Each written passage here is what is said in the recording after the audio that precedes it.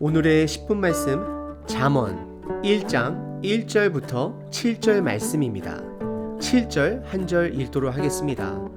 여호와를 경외하는 것이 지식의 근본이거늘 미련한 자는 지혜와 훈계를 멸시하느니라.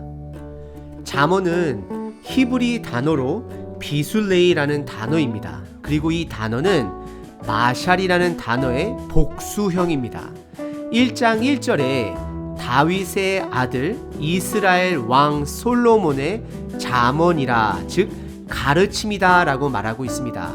이것을 히브리어로 직역을 한다면 잠언들로 복수로 말하는 것이 보다 더 정확합니다.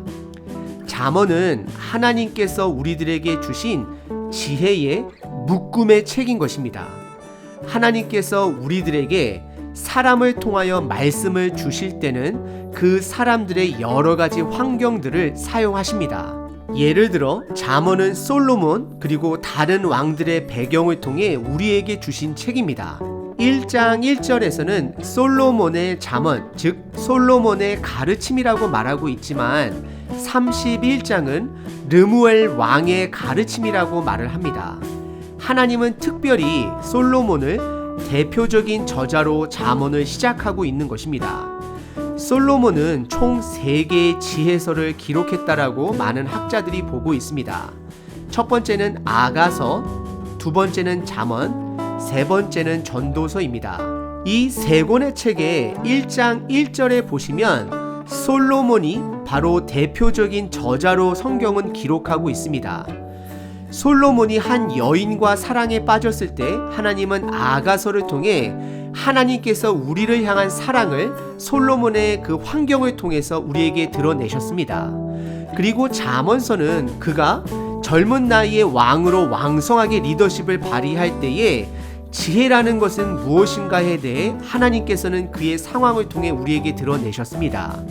그리고 전도서는 그가 나이가 들고 이제는 인간적인 욕심으로 살아온 그의 삶을 돌아보며 그가 그동안 세워왔던 그의 모든 업적들이 헛되고 헛되도다라는 것을 하나님께서 그의 환경을 통해서 드러내고 계시는 것입니다.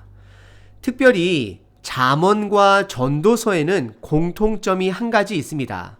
그것은 하나님을 경외하고 그분의 말씀에 순종하는 것이 가장 근본이 되어야 함을 강조하고 있습니다. 잠언서에서는 첫 장 7절에 그리고 전도서에서는 마지막 12장 13절에 여호와를 경외하는 것이 모든 것의 근본이 되어야 함을 강조하고 있습니다. 그래서 앞으로 살펴볼 잠언서는 솔로몬의 대표적 저자로서 그의 환경을 통해 하나님의 지혜를 우리에게 전달하고 계십니다.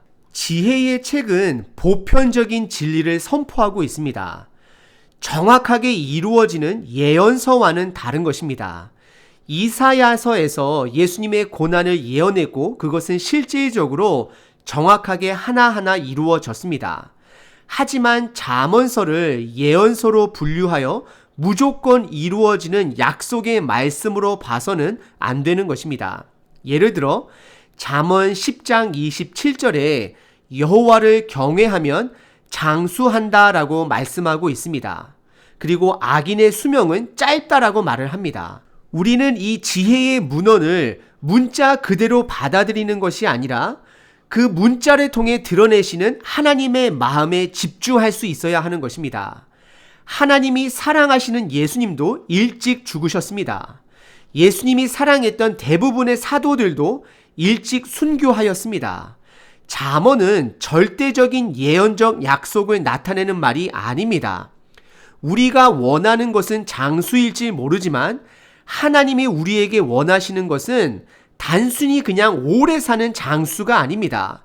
그분과의 긴밀한 동행입니다. 우리는 잠언을 통해 하나님의 마음을 깨닫고 지혜가 있는 삶을 사시는 저와 여러분 되시길 바랍니다. 오늘 본문 잠언 1장 1절서부터 7절은 이 잠언 전체의 서문으로서 앞으로의 모든 잠언의 주제를 다루고 있습니다.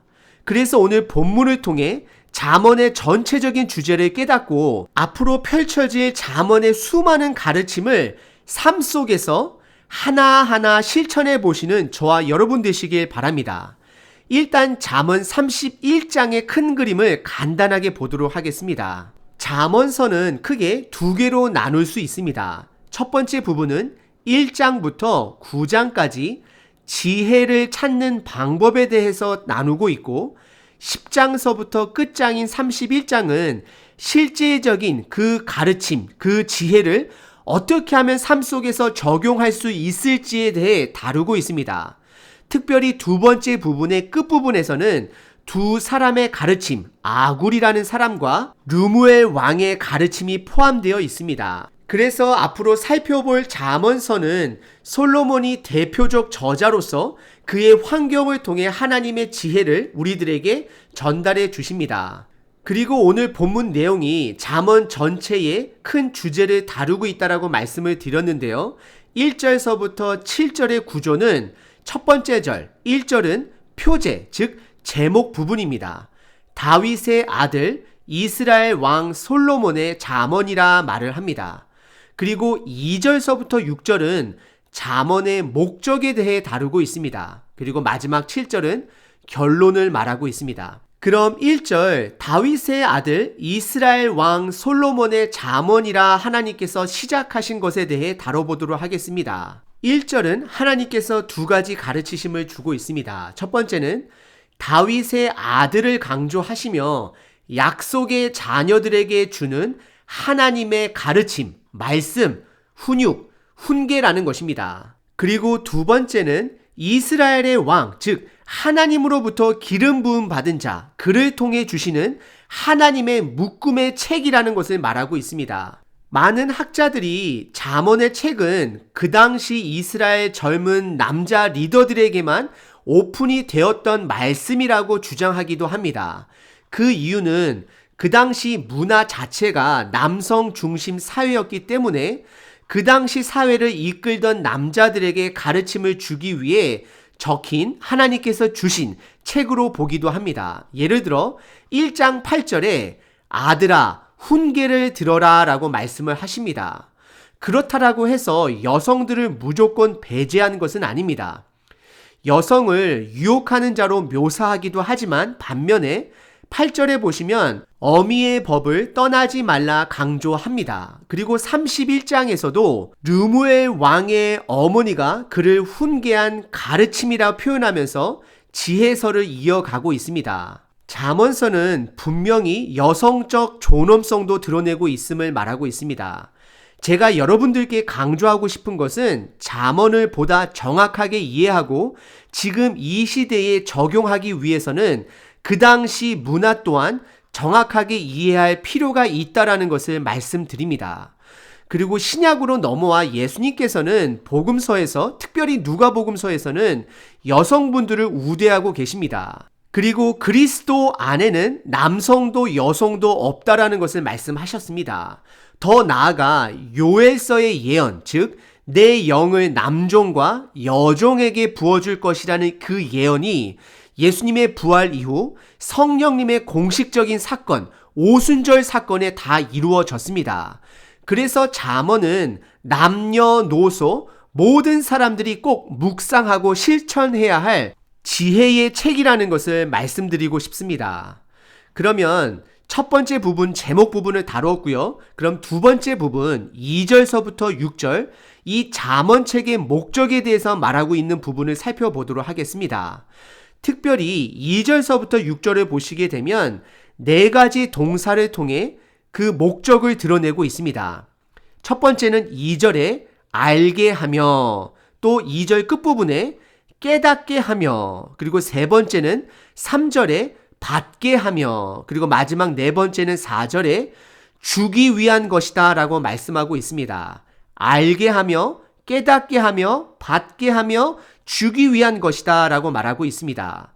2절서부터 6절은 읽는 독자로 하여금 지혜의 식욕을 자극하기 위해 기록되어 것입니다. 그래서 네 가지 동사를 사용하여 하나님께서 무언가를 주시길 원한다라는 것을 우리들로 하여금 알 수 있도록 하십니다. 특별히 세 번째와 네 번째 동사를 보시게 되면 받게 하며 주기 위한 것이라고 말을 합니다.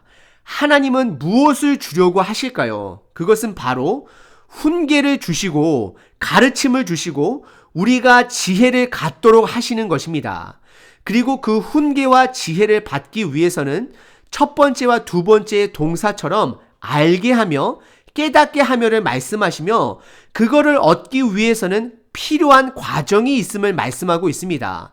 무슨 과정이 필요할까요? 하지만 그 과정은 오늘 본문에서 정확하게는 말하고 있지 않습니다. 다만 결과적인 부분 7절에서 답을 찾을 수는 있습니다. 그럼 먼저 2절서부터 6절을 천천히 읽어 드리겠습니다. 그러고 나서 7절을 살펴볼 텐데요. 이 2절서부터 6절을 제가 읽어 드릴 때에 아까 전에 말씀드린 네 가지 동사를 중심으로 잘 묵상해 보시길 바랍니다. 이는 지혜와 훈계를 알게 하며 명철의 말씀을 깨닫게 하며 지혜롭게 공의롭게 정의롭게 정직하게 행할 일에 대하여 훈계를 받게 하며 어리석은 자를 슬기롭게 하며 젊은 자에게 지식과 근신함을 주기 위한 것이니 지혜 있는 자는 듣고 학식이 더할 것이요 명철한 자는 지략을 얻을 것이라. 잠언과 비유와 지혜 있는 자의 말과 그 오묘한 말을 깨달으리라 라고 말하고 있습니다. 간단하게 오늘 본문 구조를 다시 한번 정리해 보면 1절은 제목을, 2절서부터 6절은 잠언의 목적, 즉 우리들이 훈계와 지혜를 받아야 된다라는 것을 말씀하시고, 그리고 7절은 2절서부터 6절의 목적에 답을 하는 결과에 해당합니다. 7절입니다. 여호와를 경외하는 것이 지식의 근본이거늘 미련한 자는 지혜와 훈계를 멸시하느니라 라고 말씀하십니다. 지식, 훈계, 지혜, 이 모든 것의 근본은 하나님을 경외함에 있다. 잠언 전체의 주제를 말하고 있습니다. 경외함은 하나님을 하나님으로 인정하는 것입니다. 하나님은 심판자이시자 구원자이십니다. 우리가 미국 도로에서 경찰들을 보게 되면 내가 잘못을 안 하더라도 때로는 불편하게 느끼게 됩니다. 혹시 내가 속도는 제한 속도를 지키고 있는지 확인하게 됩니다. 그것과 동일하게 하나님의 임재, 하나님의 말씀은 살아서 권위 있는 말씀으로 우리의 기준이 되어지고 때로는 두려움이 포함되어 있기도 합니다. 이 거룩한 두려움은 경건인데요. 순종으로 이어지게 되어 있습니다. 내가 교통경찰을 보면 속도를 줄이는 행동이 바로 나오게 됩니다. 이것과 동일하게 하나님을 경외하는 것은 순종으로 이어집니다. 잠언에서 하나님의 경외심을 강조하는 것은 행동, 즉 순종을 강조하기 위함이라는 것을 기억하시길 바랍니다. 갈라디아에서 그 경외심을 잃어버린 자들을 향한 경고의 말씀이 나옵니다. 갈라디아서 3장 3절에 너희가 이같이 어리석으냐 성령으로 시작했다가 이제는 육체로 마치겠느냐라고 말을 합니다. 우리는 하나님에 대한 경외심을 잃어버릴 때 경외심으로 배운 하나님의 지혜들을 세상의 이득을 위해 사용하게 됩니다. 그것이 바로 육체의 길로 빠지게 되는 것입니다. 우리의 초점은 하나님이고 순종이 되어야 함을 말하고 있습니다. 그래서 잠언의 10장서부터는 실제적인 하나님의 가르침을 삶 속에서 어떻게 적용해야 될지에 대해 다루고 있습니다.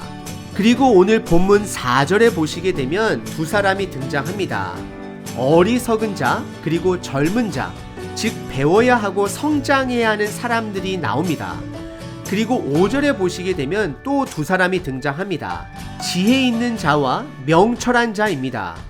우리는 하나님을 경외하고 그 말씀을 듣고 순종하는 자는 어리석은 자에서, 그리고 아직 미숙한 젊은 자에서 지혜 있는 자, 명철한 자가 될 수 있음을 드러내고 있습니다. 오늘 잠언의 첫 부분은 잠언 전체의 주제를 다루고 있습니다. 그것은 하나님을 경외함으로 그분의 훈계, 가르침을 듣고 삶 속에서 순종함으로 지혜 있는 자가 되어야 한다라는 것입니다. 소에게 물을 주기 위해서는 그를 물가로 데리고 가야 합니다. 하나님은 우리에게 지혜를 주기 위해 가르침을 주시고 있다는 것입니다. 그 가르침에 순종할 때 드디어 우리는 물을 먹을 수 있게 되는 것입니다. 순종이 없이는, 행위가 없이는 수영을 이론책으로 평생 공부하는 사람들입니다. 하나님의 지혜는 삶 속에서 순종으로 이어질 때 우리는 지혜를 갖게 되고 성장하게 되는 것입니다. 오늘 하루 내가 깨달은 작은 말씀 하나, 삶 속에서 작은 실천으로 하나님이 우리에게 주시고자 하는 그 지혜를 가질 수 있는 저와 여러분 되시길 바랍니다.